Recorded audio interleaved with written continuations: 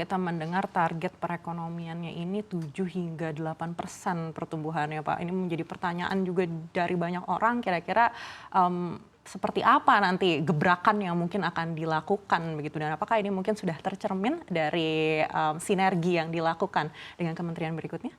Ya, tentu kita memahami bahwa kita memiliki aspirasi untuk menjadi negara maju by 2045. Dan tentu untuk mencapai aspirasi itu memang diperlukan pertumbuhan ekonomi yang lebih tinggi. Saat ini pertumbuhan kita sudah baik, di atas 5, dan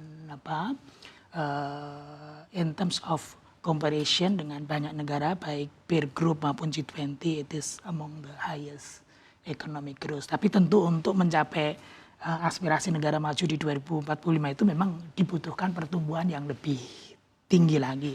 Tapi tentu itu kan membutuhkan satu proses, dan proses itu harus kita lakukan dengan baik. Bagaimana kita melakukan transformasi ekonomi kita, bagaimana kita meningkatkan produktivitas kita, bagaimana kita meningkatkan nilai tambah dari perekonomian kita, sehingga tentu harapan kita secara bertahap pertumbuhan ekonomi itu akan lebih tinggi dari waktu ke waktu.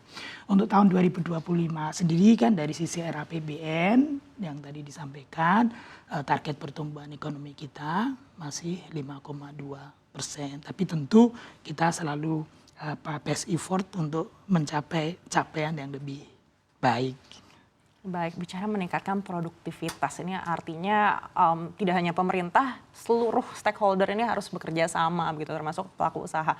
Tapi kita pernah mengingat masa-masa ketika pelaku usaha ini khawatir karena waktu itu ada sentimen isu terkait dengan rasio utang terhadap PDB, meskipun akhirnya sudah dikonfirmasi juga, begitu Pak. Lalu apakah ini sudah menjadi concern juga dari Kementerian Keuangan, terutama terkait dengan utang jatuh tempo yang di 2025 ini jumlahnya akan mencapai 800 triliun rupiah? Ya, mungkin Mbak Aneka, Indonesia adalah sedikit dari negara di dunia yang memiliki disiplin fiskal yang sangat baik.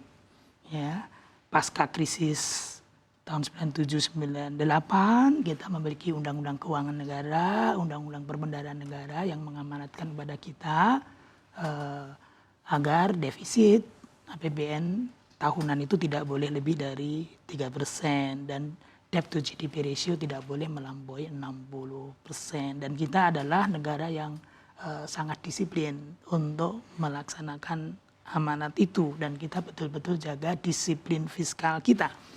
Sehingga dalam waktu sekian lama kita betul-betul jaga defisit APBN kita itu di bawah 3%. Kecuali pada masa pandemi COVID-19, di mana berdasarkan Perpu kita diperkenankan untuk memiliki defisit APBN lebih dari 3% selama 3 tahun. Tahun 2020, 2021, 2022 untuk memungkinkan kita membiayai pandemi, baik dalam konteks menangani isu kesehatannya, perlindungan sosial, maupun dukungan bagi dunia usaha untuk economic recovery atau pemulihan ekonomi. Bahkan meskipun demikian, kita bisa melakukan konsolidasi fiskal yang lebih cepat. Di tahun 2022, bahkan APBN kita, realisasinya, defisitnya sudah di bawah 3, pada waktu itu 2,35%. Ini yang pertama dulu ya, untuk memberikan satu assurance bagaimana pemerintah ya, dari Pak SBY ke Pak Jokowi ya, semuanya menjaga disiplin fiskal. Itu yang pertama, bahwa defisit kita selalu di bawah 3% kecuali 2020 dan 2021 karena pandemi dan diberikan oleh Perpu relaksasi. Itu yang pertama. Yang kedua, sejalan dengan disiplin fiskal kita yang baik itu, maka kita bisa menjaga level utang kita pada level yang relatifly rendah dan moderat dibandingkan dengan banyak negara. Saat ini debt to GDP ratio kita di kisaran 38-39%. Bahkan sudah turun dari puncak pandemi di tahun 2021, sempat naik pada waktu itu 40,7%. Tapi ini tentu satu trajektori penurunan debt to GDP ratio yang luar biasa kalau kita ikuti historical sejak krisis 97-98, karena pasca krisis 97-98 debt to GDP ratio kita waktu itu sangat tinggi, bahkan di atas 80%, karena kita harus melakukan penanganan krisis pada waktu itu. Kemudian dengan disiplin fiskal kita terus turun dan sekarang pada level 38-39%, which is itu dibandingkan dengan banyak negara itu relatif rendah. Itu yang kedua. Yang ketiga, tentu karena kita memiliki utang akan ada yang jatuh tempo setiap tahun. Ya, termasuk tadi yang disebutkan oleh Mbak Aneka, tahun depan ada yang jatuh tempo 800 triliun. Ya, kita sebagai negara itu kan seperti korporasi yang going concern. Kita itu negara yang akan terus ada.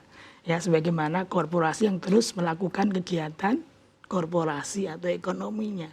Ya, sehingga kan kita itu tidak harus melunasi secara putus dari utang yang jatuh tempo itu, tetapi kita roll over atau kita refinancing. Sehingga di situ kunci terpentingnya adalah bagaimana kita menjaga kepercayaan, keyakinan, confidence dari investor, dari market, agar mereka melakukan reinvestasi dan melakukan investasi di negara kita, termasuk dalam konteks portofolio. Sehingga di sini tantangan kita adalah bagaimana terus menjaga kinerja perekonomian kita, stabilitas perekonomian kita, sehingga market, investor confidence dengan kita, dan tentu mereka akan terus melakukan investasi dan termasuk di dalamnya mereinvestasikan kembali utang yang jatuh tempo. Jadi seperti itu Mbak Anneke. Sehingga kalau kita bicara utang jatuh tempo tadi, yang terpenting di situ adalah bagaimana kita bisa melakukan rollover, melakukan refinancing, dan kuncinya adalah kita menjaga kinerja perekonomian kita. Dan alhamdulillah sejauh ini kita betul-betul dapat menjaga perekonomian kita dengan baik. Confident market, confident dari investor, rating kita dapatkan. Even termasuk selama COVID, Indonesia adalah di antara sedikit negara yang tidak mengalami downgraded dari sisi rating. Ya, dan rating kita masih terus baik, dengan outlook yang baik, dan itu merupakan refleksi dari kepercayaan market, investor kepada perekonomian kita, dan ini yang terus harus kita jaga.